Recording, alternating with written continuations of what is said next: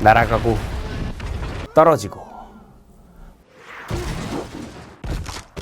폭발하고 추격하고 폭발하고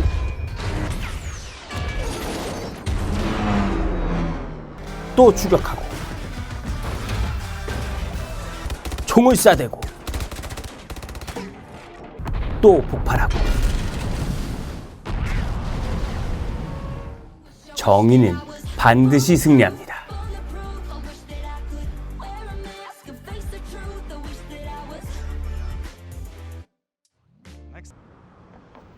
Who are you? Truly world class evil motherfuckers. 여기 우리가 좋아하는 액션 씬들을 모두 모아놓은 종합 선물 세트가 있습니다. 가히 액션의 장인, 창조적인 액션씬의 신으로 추앙받는 마이클 베이 감독의 식스 언더그라운드. 식스 언더그라운드는 트랜스포머의 아버지인 마이클 베이가 넷플릭스와 함께 만들고 데드폴의 라이언 레이놀즈가 합류해서 공개 전부터 화제를 모았던 2019년 기대작이었습니다. 명성에 걸맞게 1위 킹덤에 이어 2019년 한국이 가장 많이 시청한 넷플릭스 콘텐츠 2위에 오르기도 했습니다. 라이언 레이놀즈를 비롯하여 주역들도 내한하여 각종 행사를 벌이면서 큰 기대를 모으기도 했습니다. 매력의 도시 이탈리아에서 환상적인 자동차 추격신이 벌어집니다. 귀신 같은 운전 실력으로 적들의 포위망을 뚫고 나가는 그들.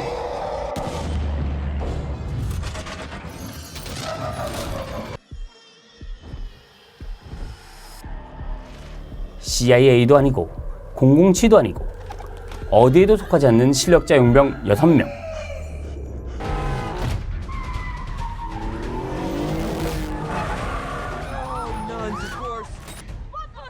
(4) 년 전 한 억만장자 발명가는 스스로 죽음을 위장하고 자신을 원이라고 부르면서 정의를 구현하기 위한 팀을 만듭니다.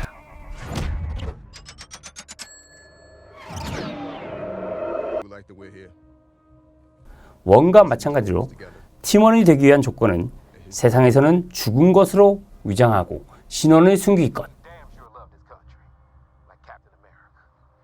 익스트림 스포츠 고급 기술을 보유한 도둑도 데이탈포스의 특공대 출신인 저격범도 정의를 구현하기 위해서 팀에 합류합니다. 그들은 공권력이 미치지 못하는 정의 구현을 실현하기 위해 법을 어기면서까지 작전을 수행합니다. 그들의 첫 번째 목표는 투르키스탄의 독재자 로바흐. 로바흐를 잡기 위해 팀은 라스베가스에서 그의 부하들인 장군들을 사살합니다.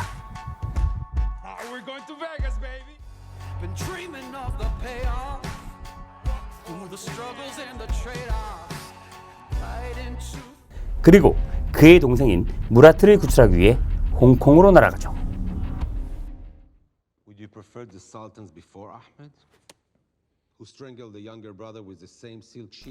대도시에서 벌어지는 눈이 휘둥그레지는 가공할 액션씬.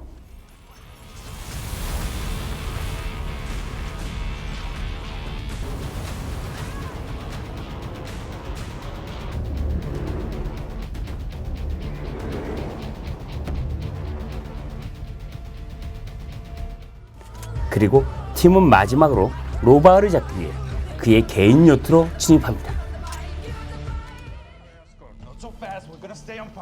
마이클 베이의 창조적인 액션씬은 여기에서 진가를 발휘합니다. 이제 볼만한 액션은 나올 만큼 나온 상황이었는데 영화의 클라이막스에서 요트 전체를 자석으로 만들어버리는 아이디어로 사람과 무기들이 공중으로 내동댕이 쳐지고 그야말로 입이 딱 벌어지는 신박한 액션 장면들이 펼쳐집니다.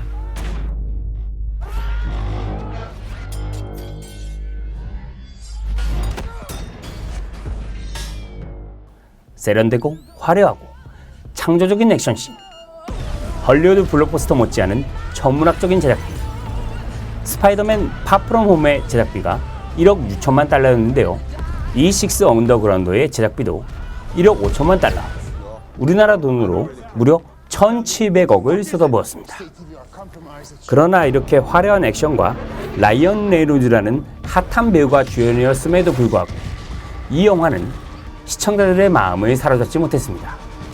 로튼 토마토 신선도 36%, 메타크리틱 41점, IMDb 평점 6.1점으로 객관적인 평점에서도 좋지 않은 평가를 받았는데요.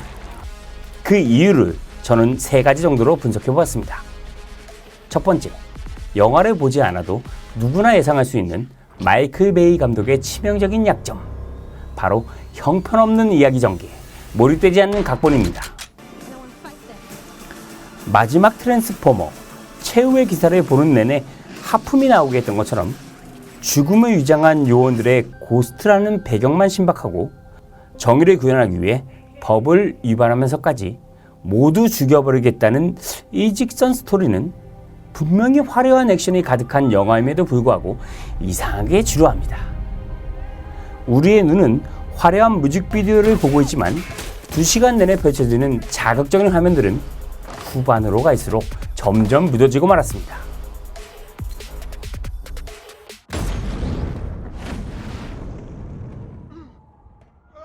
둘째, 데드풀의 악동, 라이언 레놀즈의 잘못된 활용입니다.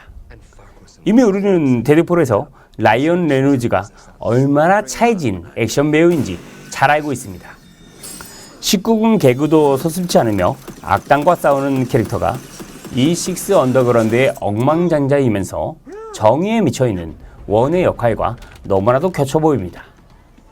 진지한 액션씬보다는 긴박한 상황에서도 과장되게 농담을 건네고 과묵하고 멋지게 싸우는 것이 아니라 가볍고 유쾌하게 벌어지는 악당과의 싸움씬이 분명 어디서 많이 본 듯한 이미 식을 대로 식어버린 유행진한 장면들이었습니다.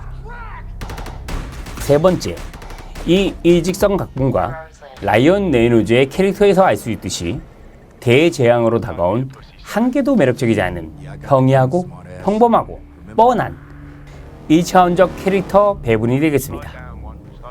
영화의 주적인 독재자 로바흐, 권력을 장악하기 위해 부하를 처단하는 잔인한 캐릭터임에도 불구하고 정말 나쁜 놈이라서 꼭 죽이고 싶다는 생각이 들지 않는 당체에 몰입되지 않는 2% 부족한 악당 카리스마를 가졌습니다. 또 카리스마 넘치는 전직 CIA 요원, 델타포스의 1등 저격수, 익스트림 스포츠로 공중고개를 보여주는 도둑 등 개성 넘치는 요원들의 배경들과는 별개로 정말 아무런 연관이 없이 사건 해결은 그냥 때리고 부수는 것으로 진행됩니다. 이런 특수요원들의 특기들이 절묘하게 배분되어 시너지를 일으켰으면 어땠을까요? 게임에서 탱커, 힐러, 딜러의 역할이 잘 배분되듯이 말이죠. 자, 그렇지만 욕하면서 보는 영화들이 다 그러하듯이 E6 언더그라운드는 치명적인 단점들이 많음에도 불구하고 재미있게 시청이 가능합니다. 허무하게도 우리는 아무런 생각 없이 화려한 액션 씬들로만 꽉 차있는 영화 또한 즐겁게 볼 줄 아는 넷플릭스 덕후들이니까요. 천문학적인 제작비답게 영화는 이탈리아, 홍콩, 라스베가스 등 화려한 도시들의 멋진 풍광 속에서 화끈한 액션을 보는 재미만으로도 충분하긴 합니다. 이 영화는 사실 모바일의 작은 화면으로 보기에는 아깝습니다. 실제 마이클 베이 감독도 극장 개봉을 못하는 것이 아쉽지만 꼭 대형 TV로 시청하기를 권하셨습니다. 특히 저 네플람도 웬만한 액션 영화는 빠지지 않고 보는 편인데 처음에 소개한 자석을 활용한 요트 액션씬은 무릎을 탁 치게 만들었던 최근에 보기 드문 신박한 액션씬이었습니다. 물론 대화명 극장에서 상영이 되었다 하더라도 흥행이 되었을지는 모르겠습니다.